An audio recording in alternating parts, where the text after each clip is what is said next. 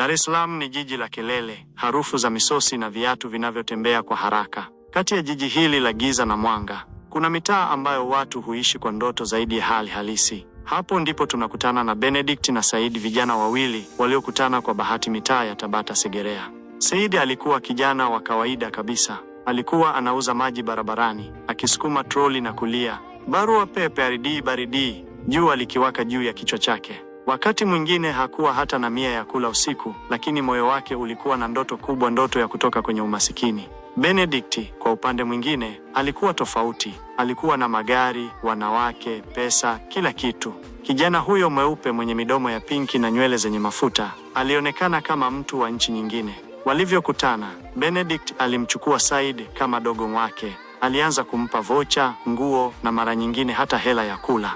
Siku moja walikuwa wanakula chipsi kuku pale sheli ya Kimanga. Benedict akamwangalia Said, kisha akasema, "Unajua dogo, mimi sikuwa hivi zamani. Nilitoka mbali sana. Kuna mtu alinifungua. Kuna sehemu na kupeleka ukikubali tu. Ndoto zako zote zitatimia." Said aliduaa, alisita, alisikia hadithi za waganga, kafara na laana. Lakini alipoangalia viatu vyake vya plastiki na benki yake yenye sifuri, moyo wake ukavunjika. "Tayari bro, unipeleke."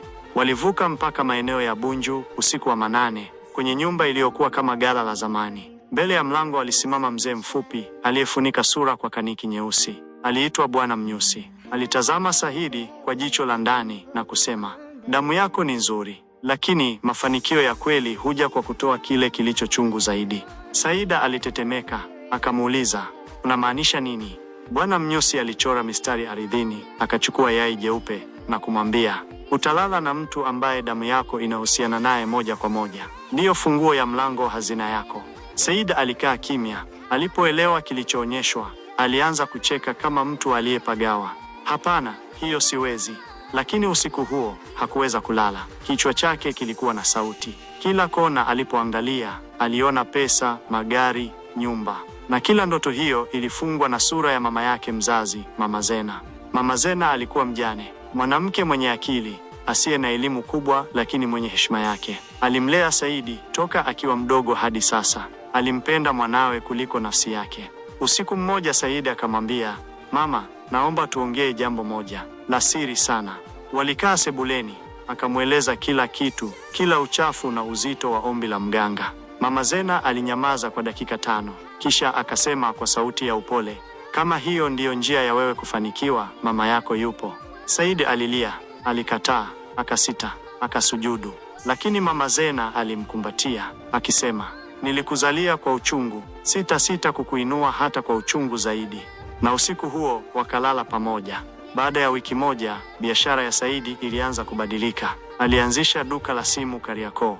Mwezi wa pili akawa anaingiza pesa ya maana. Benedict alimtazama kwa tabasamu la kujua, "Umeona sasa kazi ni moja tu. Usimwache mama akupunguzie mwendo."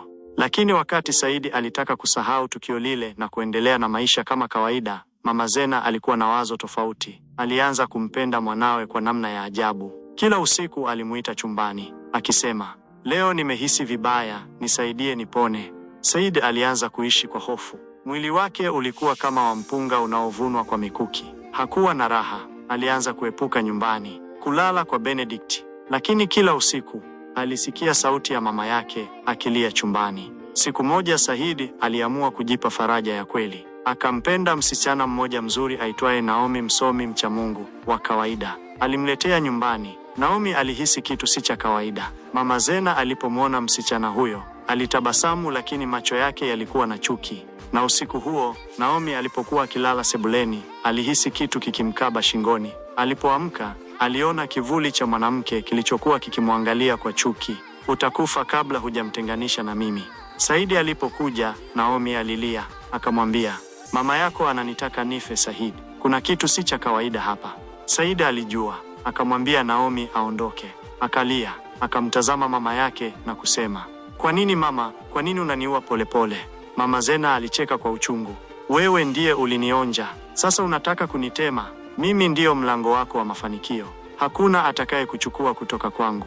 Siku kadhaa baadaye, Said alijaribu kukatisha kila kitu. Alirudi kwa mganga, akamwambia, "Nimekosea, nataka kurudi nyuma." Mganga alimwangalia na kusema, hakuna nyuma kwenye giza, ukiingia unakunywa mpaka mwisho au unaungua ndani yake. Siku hiyo hiyo Said alimpata mama yake akiwa amejiua chumbani kwao. Ameandika barua, nilikupenda zaidi ya maisha, sasa nitakupenda kwa kukutesa hata ukiwa na amani. Na tangu siku hiyo maisha ya Said yalibadilika. Mali ilianza kupotea. Alianza kusikia sauti za mama yake usiku. Naomi aliugua akili, akatoweka. Benedict naye alipotea bila maelezo. Na leo Said huonekana Temeke, mtaani akitembea na viatu visivyo na jozi, akizungumza na hewa. Mama, samahani, sikujaza maombi haya, sikujua. Wakati mwingine njia ya mafanikio si mlima, ni kaburi.